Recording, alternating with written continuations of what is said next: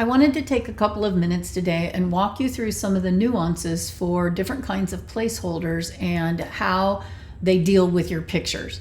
So in PowerPoint, you're probably familiar with this type of placeholder that we have here on the left where it says click to add text.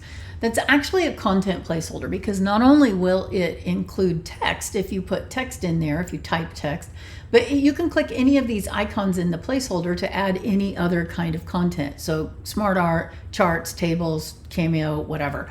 You also have a couple of picture placeholders right here, or picture icons, I should say, picture buttons. And if I hover over this one, what you see is it says stock images. So I can click on that button and insert stock images.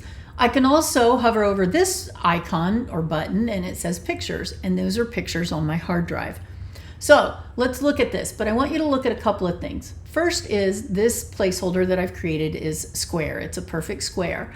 And so if I click stock images, it opens up my stock image gallery. I'm going to type cow and I'm going to choose my favorite vertical cow picture, because what's going to happen is this placeholder is going to resize to fit this whole vertical picture within it. And once I click insert, you'll see it happen.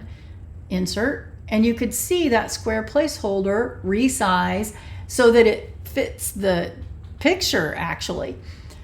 If I delete this and I click on pictures, this is going to add a picture from my hard drive, and I save the cow over here to my hard drive so we could look at the same thing, but you're going to see the same behavior. So this content placeholder, by default, when you insert a picture into it, it puts the whole picture in, and it's called crop to fit behavior because you're fitting the whole picture into the placeholder.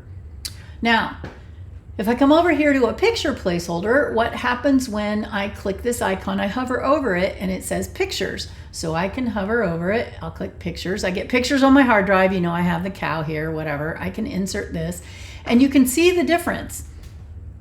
The placeholder doesn't resize, the picture actually fills the entire placeholder. So this is really good, for example, if you have a full-size slide and you want to fill a slide with a picture, you don't want to use a content placeholder like this, because if you do, what's going to happen is you're going to see all the slide behind it. Your picture is going to, your placeholder is going to resize and your picture is not going to fill the area.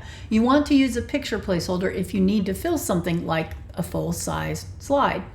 Now, what happens if I don't want this cow that I've already saved on my hard drive? This is where it gets kind of clunky and fiddly and frustrating from Microsoft. Thanks, Microsoft, because it shouldn't be about the button that you click here and the type of picture that you're inserting. It should be about the behavior of the picture placeholder. Is it cropping to fit or is it cropping to fill? So the way around that is don't click the button. Click the edge of the placeholder, and then you can come up here to insert and you can choose any kind of picture you want. You could even choose icons from here if you'd like. So at this case, I can do stock image, and maybe this time I don't want the cow because we already have that. Let's do a giraffe. I'm just looking for something vertical.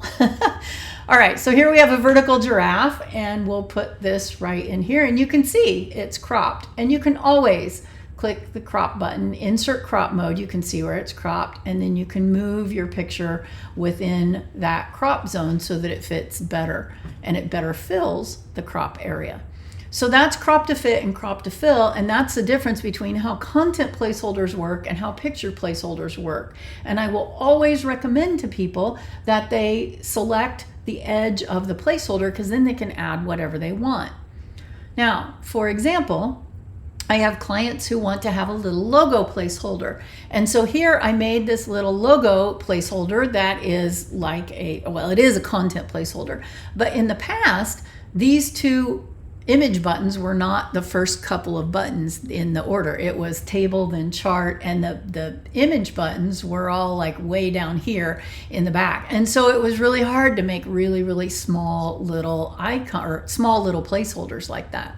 So one of the things I like to use in that case is it's the online image placeholder, because it works like the content placeholder. It does the crop to fit behavior. So it won't crop your logos or anything like that. The thing is, this button goes to stock images, and my logos are not in stock images. So again, I have to select the placeholder, and you can see I put prompt text into my placeholder. Select placeholder edge and use insert picture or insert icon. So now I can go here and I can choose insert picture. I can choose this device, that's my hard drive. And then I can insert, let me just do my little stacked logo here. And you can see it resizes so that my whole logo goes into the placeholder area and it doesn't crop my logo. So this online picture placeholder, this is what you would also want to add if you were going to do a logo placeholder, an icon placeholder, anything like that.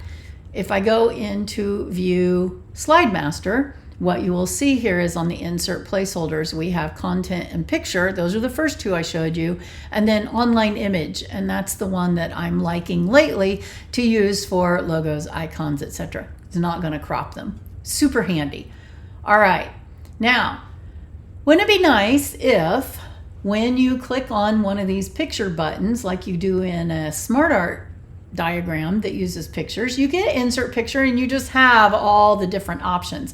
And this is how Microsoft should make all of those picture placeholders work. They should work by crop behavior, and then we should be able to click a button and then it does this and gives us all the options. It shouldn't be that hard. Their labeling should be better, but it's not good. So my friends at Bright Carbon made me a little add-in. And what happens is when it's installed, if you click on this button in the picture placeholder, look at that. I get all these different options. I can insert from this device, even my clipboard if I had copied something to the clipboard. So now I can head to this device, I can insert my cow picture, and voila, it's right there. Nice. I'll put the link here. The link is in the blog post. Go get the add-in.